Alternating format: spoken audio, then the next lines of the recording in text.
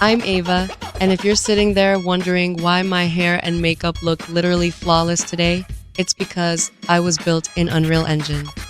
Yep, I'm your confident, cute, and maybe just a little bit sexy digital girl here to break down the wildest movies and series for you.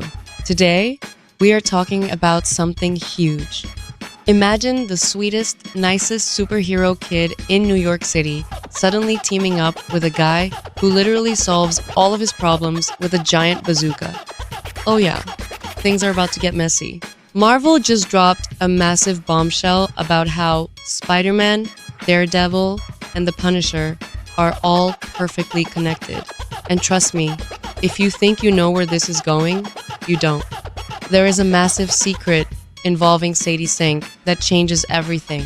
Seriously, who she might be playing will blow your mind, but we'll get to her in just a bit. Okay, let's talk about the timeline. Marvel finally made it simple for us. First, we get Daredevil Born Again Season 2, dropping week to week. Right after that explosive finale, boom, they are hitting us with the Punisher One Last Kill movie. And all of that perfectly sets the stage for the massive theatrical release of Spider-Man Brand New Day. It's like dominoes falling. What happens in Hell's Kitchen with Daredevil ripples out to Frank Castle's crazy one-man war, which crashes right into Spider-Man's neighborhood in real time. Now, if you saw the new Brand New Day trailer, you definitely saw Peter and Frank Castle going at it. And guys, it is hilarious.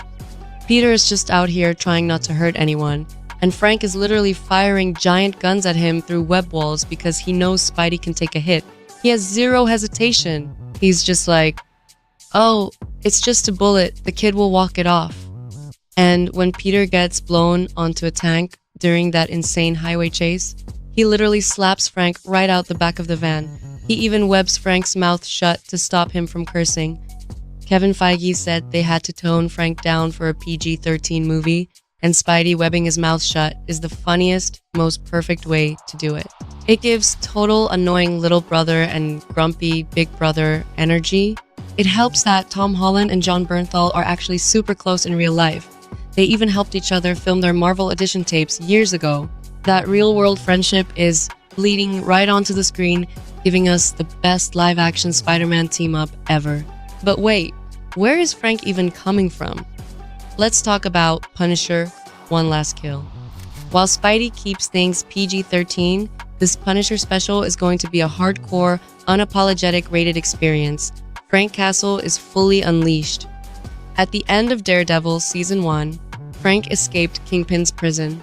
He wanted to hang up the skull vest and just chill in the shadows. But nope. The Ganucci crime family, yeah, those hardcore guys from the comics do something so shady that Frank is forced out of hiding. He puts on a brand new, modernized skull logo and goes back to work. Reports say she shows up in the post-credits of One Last Kill, and then she is actively working alongside the Punisher in the Spider-Man movie, wearing these heavy combat boots and tactical gear. But here is the crazy part. Fans notice she is wearing green and yellow, and the trailer shows her reading minds.